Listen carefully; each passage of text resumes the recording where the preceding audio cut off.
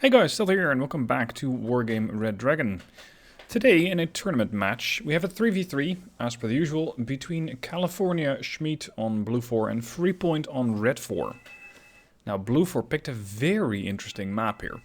This is the Green Mile, and considering just the enormity of this map, I am really curious to see what sort of tactics each team is going to employ against each other.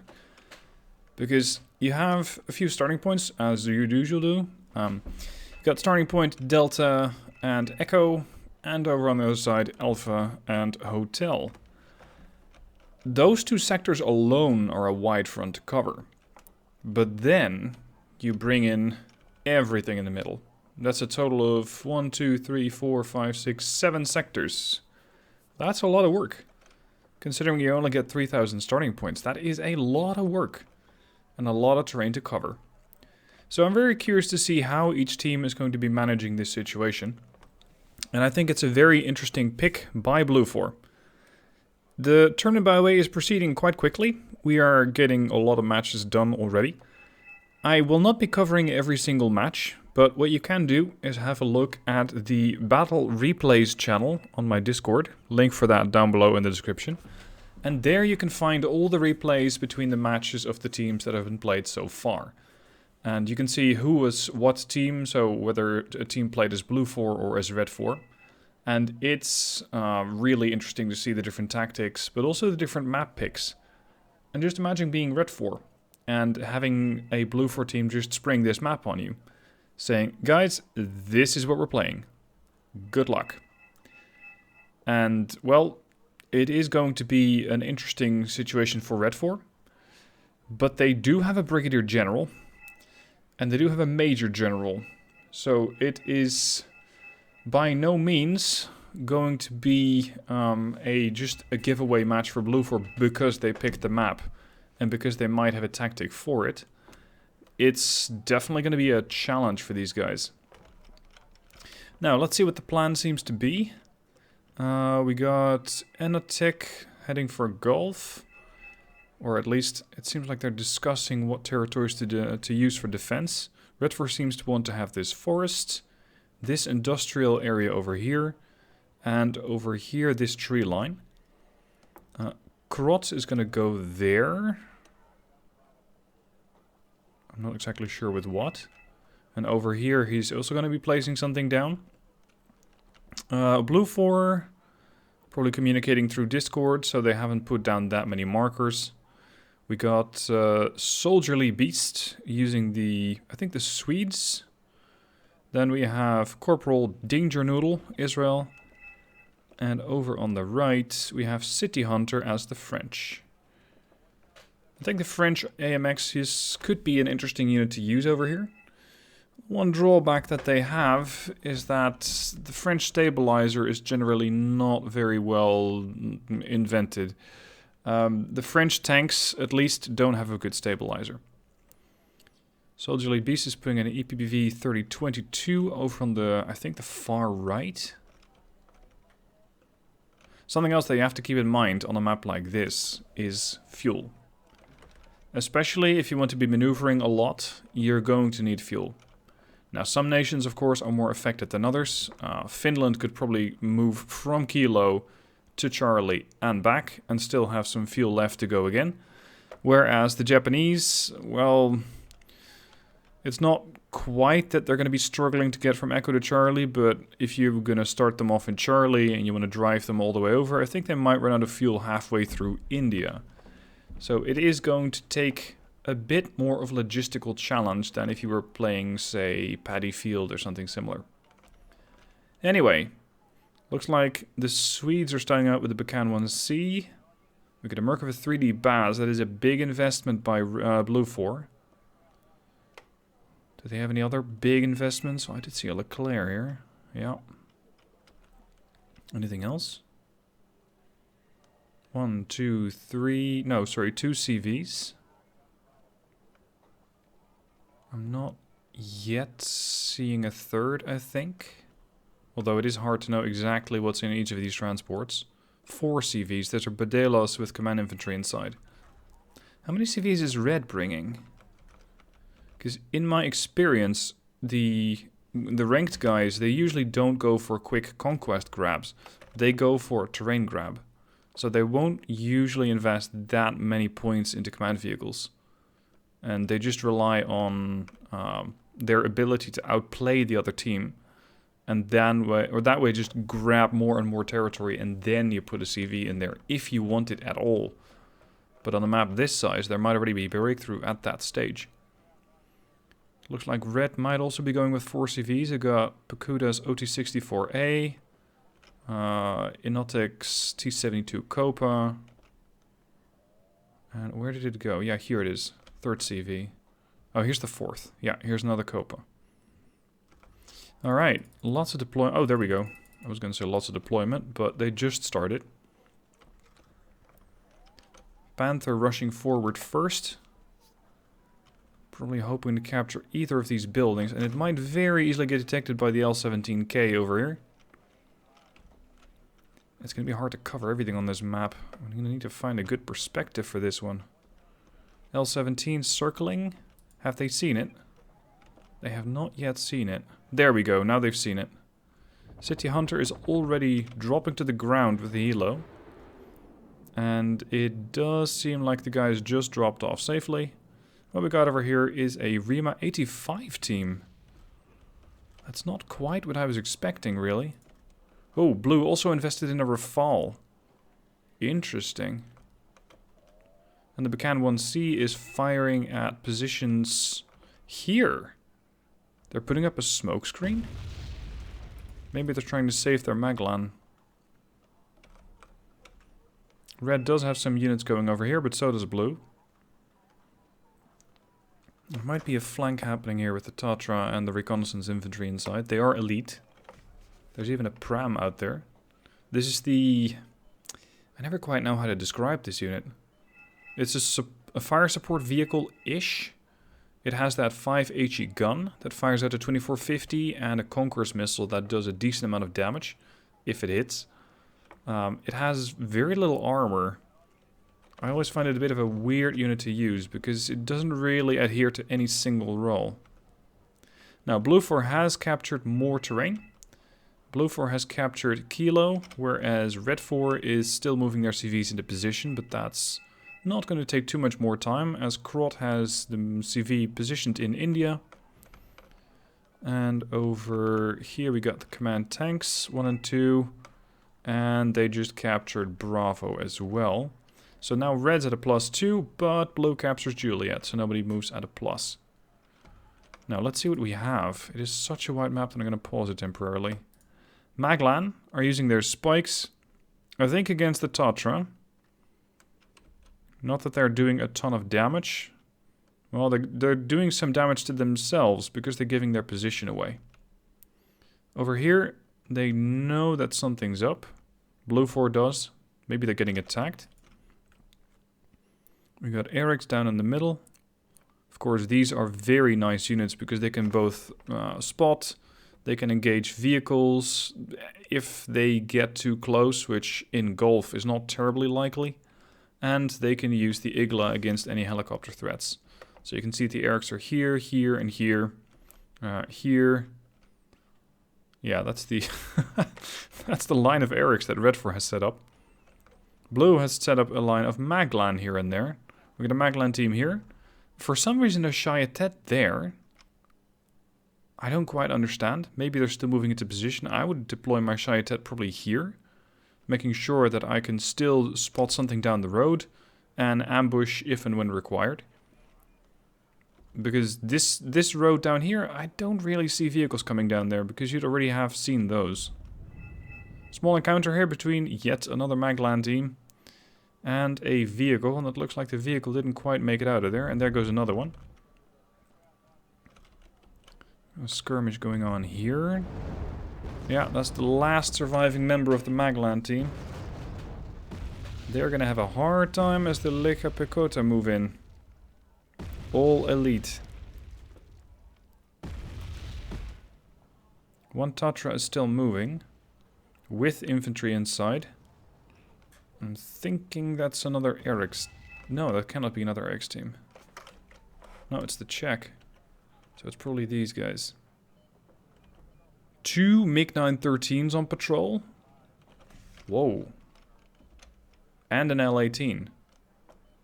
Either they're giving a show of force, or they might rely on bombers, or they're nervous that Bluefor's going to use any. Speaking of aircraft, Krot has managed to maneuver a Hera 2 behind enemy lines. And I think... yeah, that was the Bacan 1C. They can more or less make it out. But I don't think they can do much about it. Sure, this thing has an M2 Browning and a few rocket pods, but outside of that, it does not really have the capacity to take down the Bacan 1C. Nor does Red 4, aside from the Ondava, have any real way of taking it down. Now, Red is pushing in here. And I think that Blue's map choice is coming back to bite them. Because they are losing this flank. Now, the Pruskemnucci over here have taken out the what was it, Rover RBS 90, I think that there was. They probably don't want to advance too far into that EPPV 3020, if they know where it is. Or sorry, 3022. It is still blinking, so I haven't spotted it. I'm really curious to see what Bluefor's tactic was for this map. Maybe they're trying to force smaller engagements where they can win. Because they don't really seem to have a strong point anywhere. Red, however, has captured another sector, or neutralized one from Blue. One command to... yeah, they have brought in a new CV. They captured Foxtrot. And despite all of this, there are still 2 sectors up for grabs, Charlie and Gulf. Now, there seems to be a lot of Blue for maneuverability over here. Merkava 3, Merkava 2, IKV 105, the Laish, Maglan, STRF 9040. They're drawing a lot of units away from the middle. Just in order to stem the flow over here, which is... well, sure enough, there are 30 Lekka Pekota over there. And there are a few recon guys and a Strop 2. But I wouldn't really call this the strength of Red 4. It seems that Red 4 is playing really quite defensively. That is a brave move by Rafale CF1. And a bit foolish, because it really didn't have that much to win by killing off one Mi-17. Granted, those S-13 rocket pods can hurt. You really don't want those firing at your infantry. But at the same time, was it worth hunting down a 30-point unit with 100 and... what are the Rafales? 180 points? That is a big investment for really very little trade-off. Now, it seems that Blue Force units have arrived, and they're trying to make a move. Or at least, they're looking towards making a move. Lekka Pekota have split up. There was a group of 30. It's now a group of 20 here and a group of 17 there. They went to reinforce their 7 brethren over there. And it looks like... yeah, careful. He's saying you might want to drop off here, because there might be infantry in there. And there is. And they very quickly wipe out the STRF 9040. Now, thankfully, this seems to be the only position that is currently seeing any action on the map. So I can actually focus on what's going on here. Fab 2013 for fire support. A Chasseur and a Maglan have a long way to go if they want to make it over to that town. They still have the Leclerc, but it hasn't fired a single shot, or it's been resupplied. The latter being less likely. The Hera 2 is still circling here. I think Blue 4 might be unaware. Bacan is now shelling this town, hoping to get some hits on the infantry so that Blue 4's own infantry can advance. Krot's once again respotting the Bacan. Is that Ondava acting up yet? No, but it has fired 30 shells so far. Interesting, by the way, that Red 4 is going with 2 fobs here. Both Krot and Inotic have their fobs in position. I would actually expect them to have just 1 fob and rely a bit more on maneuverability. Maybe they had a different plan. Now, Blue, it's your move. Because red has you at a +1. What is the plan? Red does seem to have a plan. Enotics, Eric's Koyayikari are moving up. They're about to move into a group of Commando Para back to Biodynamics 10RC.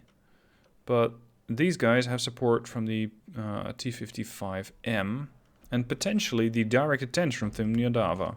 But the Ondava is also firing at very long range, seemingly impacting the fob. Now, if you can't hit the beacon, you can hit the fob. And just shutting down the fob is a pretty quick way of shutting down the beacon right after it. So instead of trying to hit the beacon, which is a moving target, they're shooting at the stationary target, which in turn will make this thing obsolete very quickly. Unless Blue 4 is willing to invest quite a few points. Now, are they putting an attack marker? Nope. No, they're not. Blue 4 is not yet putting an attack marker on the Ondava to return fire. The Erics and the Commandos are now encountering each other. It's about to get a bit worse for the Commandos as the Peon also joins in this fight. They did just take a hit from the LRAC. They're going to need another hit. And Inatic is not forcing that encounter. Nursing his units. Oh, if this comes in, it's going to be bad news for the Commandos. I think that might be the previously damaged and shot at Mi-17 that the Rafale came in for. And if this thing gets a salvo off of those F-13s, then it's good night for the Commandos. It looks like Inatic's turning around and coming back after the Commandos. VLRA Mistral is being moved into position, but does not have the range to go after something like an Mi-17. These things only have a range of 26-25. And I wouldn't be surprised if this thing's operating at about 3,000, if not more. Now another smokescreen over here by Inatic to, I think, scout a bit with the MN84AN and get the Erics to a better position. There's not a whole lot going on there. The Maglands have, well, they've been hurt pretty bad, but they haven't shot anything.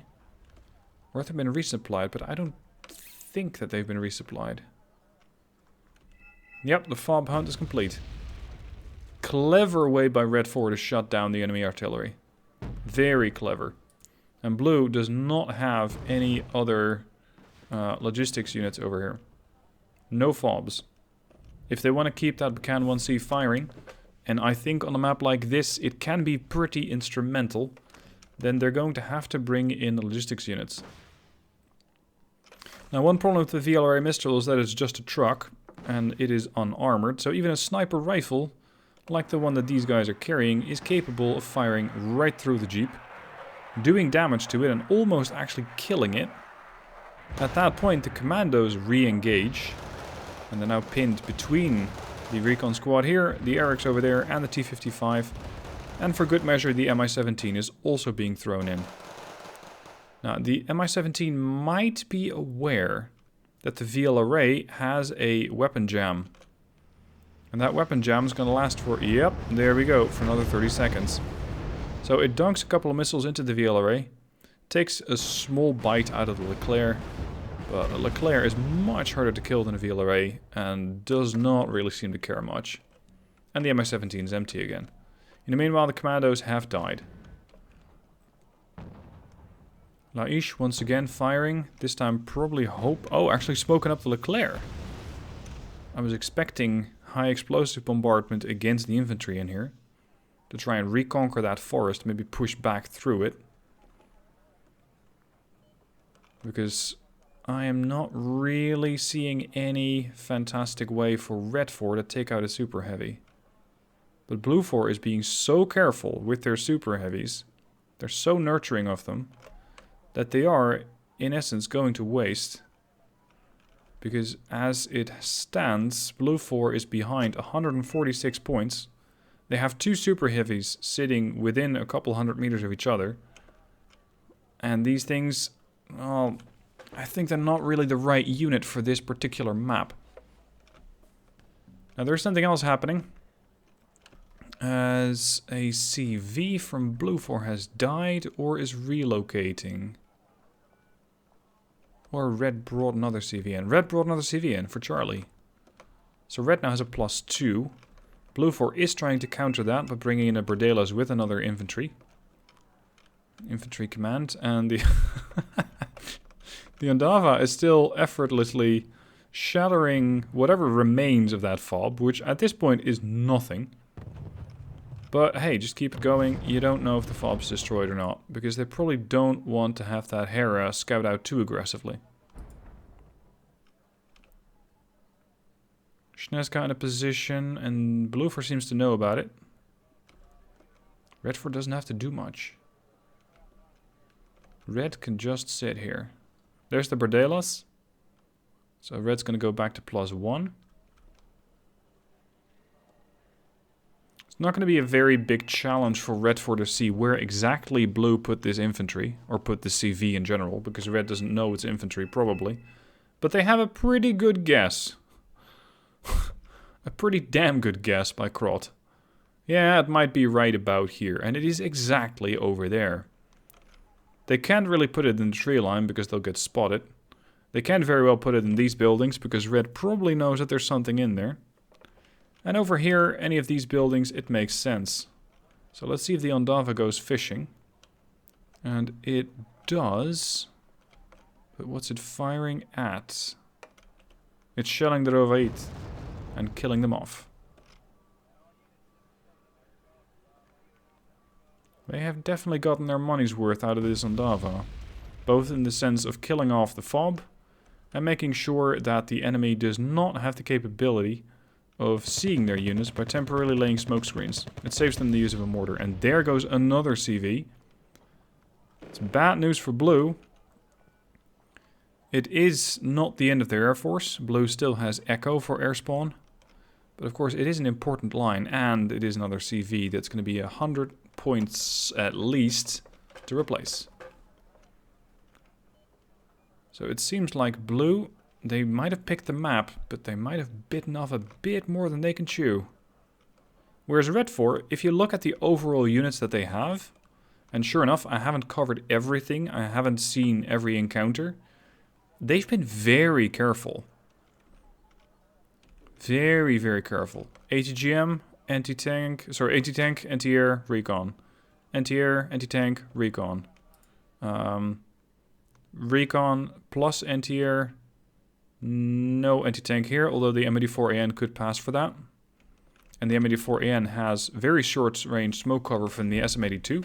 So this one could very quickly lay a smoke screen, which allows the M84AN to actually punch above its weight class. You got anti-air, anti-vehicle if you want to, plus recon, of course. Anti-air, anti-recon, or anti-air recon, recon, both anti-air. And over here, well, they don't need much, because they already have the strop, so anti-air and recon. But no super heavies, no masses of tanks, no hordes of infantry anywhere. It's all very measured, very careful. And as long as you can make sure that you have more CVs than the enemy, well, it's enough. And the Hera, which was able to take out the CV, has even managed to survive. And might be trying to look for the CV in Kilo. But if they head out too far, they're going to encounter the Barkhan over there. Come on, Blue, you're going to have to make a move. Leclerc and the Merkava 3 are still sitting there. Red's still patrolling with the L-18 and the MiG-29s. Not that Blue probably has either any jets left or any points to buy any jets, because they just had to purchase another CV. These things do not come that... well, they're not that expensive, but they're not cheap anyway. You are losing 100 points on that. Gazelle Cannon seems to be flanking and runs into an OT M60 PB from Krot, which is just there as a picket line unit. Successfully, I might add. But fair enough to Blue, if that Gazelle Cannon had made it around, nuked this vehicle. Of course, Red would have spotted with the MiGs, but there are 2 CVs up for grabs. Would that have changed the outcome of this match? Probably not. Probably not, because I don't see Blue coming back from this. They would have to take out 3 command vehicles, which is going to be difficult. Now Red is moving in. Akuda coming in with transports and a triple group of Specialny Jednotki which sure enough are going to take some fire from the AMX and the STRV-103D, insofar as this thing can still see it, because they just lost their recon. And these guys are about to vanish into the cover of this building, at which point the 103D can no longer support. Specialny yet not keep pushing the Legionnaires out of there. And did they already wipe out the... Yeah, that CV was over here. At Command Infantry. T-55P on PSV coming in. Dealing, or attempting to deal damage against the 103. Not quite getting shots off, and the 103 is. Now the Leclerc comes forward, and the Merkava 3. Merkava 3 has a bit of a fuel issue, though. Same as the Merkava 2. If you compare the autonomy, you got 650 on the Leclerc, and you got 500 on the Merc. But the Leclerc pretty much started out on this flank, and the Merkava had to come down from either the middle or the left. Now, Eric's in an ambush position, fire with their Applas to deal as much damage against the Leclerc. Leclerc backs off, hoping to get range. And that's when the L-15 comes in, but the damage has already been done as the Erics take out the Leclerc.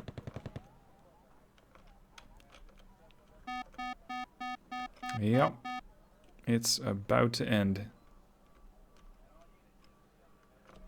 I'm going to stick to my analysis. I think Blue 4 bit off a lot more than they could chew. It seemed like they had a very interesting choice for the map. But then, I don't quite get from the replay what their plan was. And I think that Red 4's response was very good, which was to just carefully hold, see what Blue did, try and counter it where possible, and just bring in 1 or 2 CVs more than Blue 4, and just force Blue 4 to make mistakes, and that's exactly what Blue 4 ended up doing. Not to shit too much on Blue 4, I mean they were facing, what was it, a Major General and a Lieutenant General, I think. So these are very good guys, very, very experienced players. But still, an interesting map choice. Let me know what your thoughts are on the match down below in the comment section. And if you want to follow along with the tournament, you can do so through the link down below in the description. On the challenge page, you can see which teams have already progressed, because we already have a few teams which have at this point progressed to the next stage. And, well, the higher we get, the better the teams become who are facing off against each other. So I'm expecting some excellent matches. Anyway, that's it for this video. Thank you for watching. I hope you enjoyed it, and I shall catch you guys soon for another match or video.